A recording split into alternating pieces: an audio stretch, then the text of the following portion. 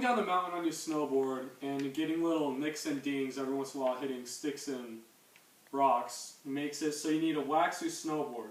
And that is one of the easiest things that you could do to increase the performance of your snowboard. It says ABC of snowboarding. Remember, wax even the pricey floral stuff is cheap compared to getting new skis or a snowboard.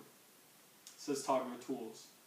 Waxing a snowboard is one of the easiest things that you could learn that anyone could learn.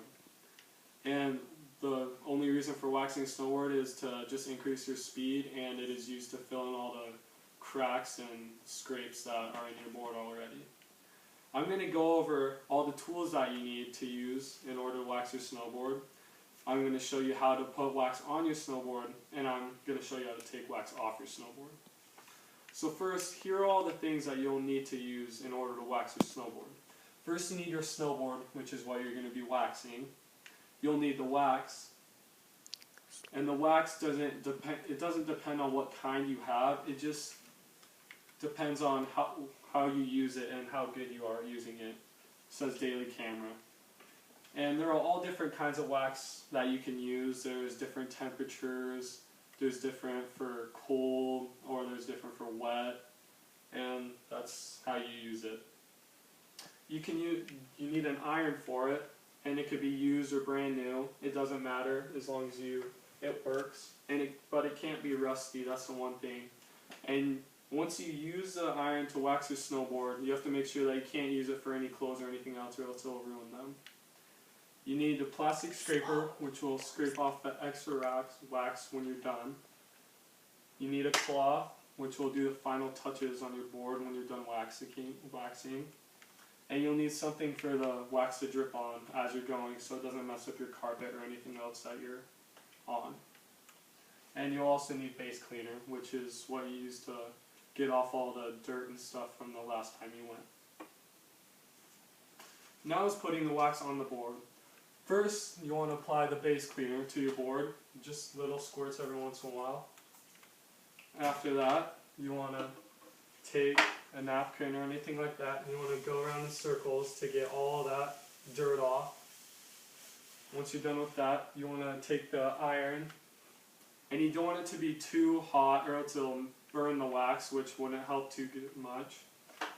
And what you want to do is you want to apply the wax onto the iron, not pushing too hard, but you want to make it just enough to where it'll just drip onto the board.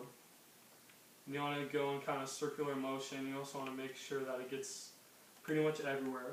You want to apply enough wax to the board so you'll have a molten layer between the wax and the board for your iron to press upon. It says Talking to Tools.